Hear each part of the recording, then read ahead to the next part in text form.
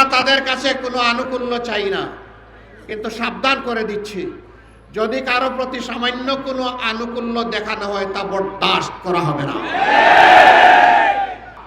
জনগণের সম্মিলিত প্রতিরোধের মুখে কোনো ষড়যন্ত্র থাকলে সব কিছু ভেসে যাবে। ফ্যাসিবাদীরা পালিয়ে গিয়ে দেশের মানুষকে কি শান্তি দিচ্ছে? সর্বশেষ ঘটনা, আমাদের কলিজার টুকরা আমাদের ভাই শরীফ উসমান হাদির উপরে গত জুমার নামাজের পরে প্রকাশ্য দিবালোকে ঢাকার রাজপথে তারা গুলি করে তার জীবনটা শেষ করে দিতে চেয়েছে। সে এখন জীবন মৃত্যুর মাঝখানে আছে।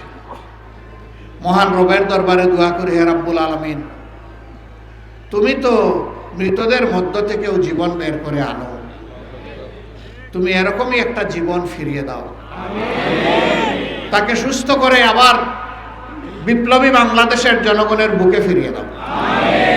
সে যেন বিপ্লবের পতাকা আরো শক্ত হাতে মজবুত করে ধরতে পারে, এই তৌফিক তাকে দান।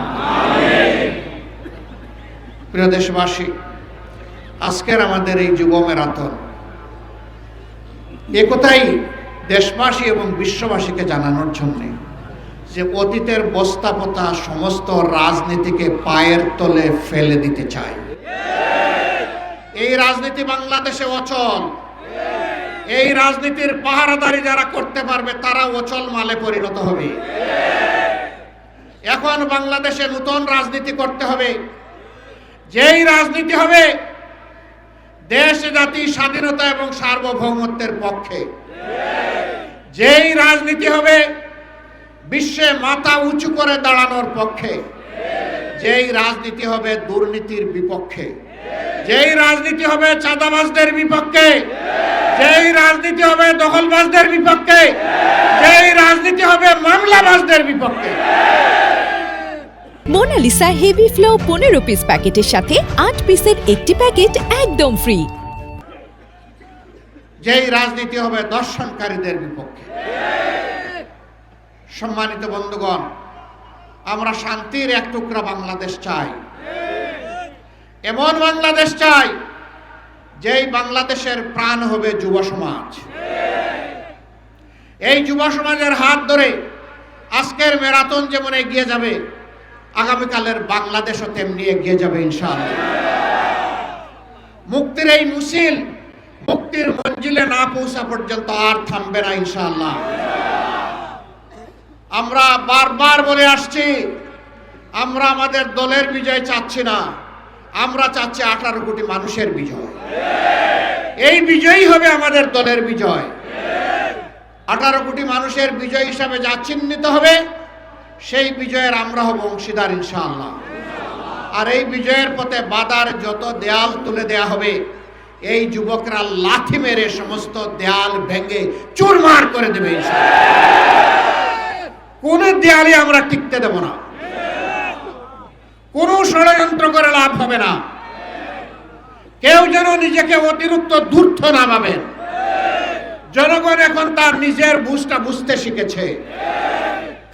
কাউকে আর ছাড় দেওয়া হবে না। কোন কালো হাত সামনের দিকে এগিয়ে আসলে সেই কালো হাত জনগণ অবশ করে দেবে।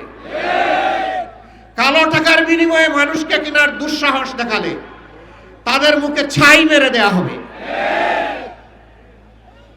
আগামীতে যে নির্বাচন ফেব্রুয়ারি মাসে অনুষ্ঠিত হবে 11 তারিখ 12 তারিখ, সেই নির্বাচনের মধ্য দিয়ে বাংলাদেশের নতুন ইতিহাসের মূলক উন্মোচন হবে ইনশাআল্লাহ। এই নির্বাচনে যুবক যুবা তরুণ তরুণী যারা প্রাপ্তবয়স্ক এবং যারা ভোটার দেশে বিদেশে, তাদের ভোট নিয়ে কেউ যেন কোনো ধরনের কারিগরি এবং সিনেমিনি খেলার চেষ্টা না করেন। ইনশাআল্লাহ জনগণের সম্মিলিত প্রতিরোধের মুখে কোনো ষড়যন্ত্র থাকলে সব কিছু ভেসে যাবে। প্রশাসনের প্রতি আমাদের অনুরোধ, আপনাদের উপর রাষ্ট্রের যে দায়িত্ব অর্পিত হয়েছে সেই দায়িত্ব সুষ্ঠুভাবে পালন করুন। নির্বাচন সুষ্ঠুভাবে অনুষ্ঠানের জন্য এখন নির্বাচন কমিশনকে তাদের দায়িত্ব যথাযথভাবে পালন করতে হবে। আমরা তাদের কাছে কোনো আনুকূল্য চাই না, কিন্তু সাবধান করে দিচ্ছি, যদি কারো প্রতি সামান্য কোনো আনুকূল্য দেখানো হয় তা বরদাস্ত করা হবে না।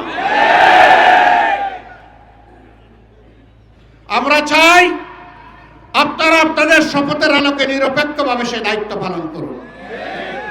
জনগণ যাদেরকে তাদের ভালোবাসা, তাদের সমর্থন এবং ভোট দিয়ে বরণ করে নেবে, আমরাও তাদেরকে বরণ করে নেব ইনশাআল্লাহ।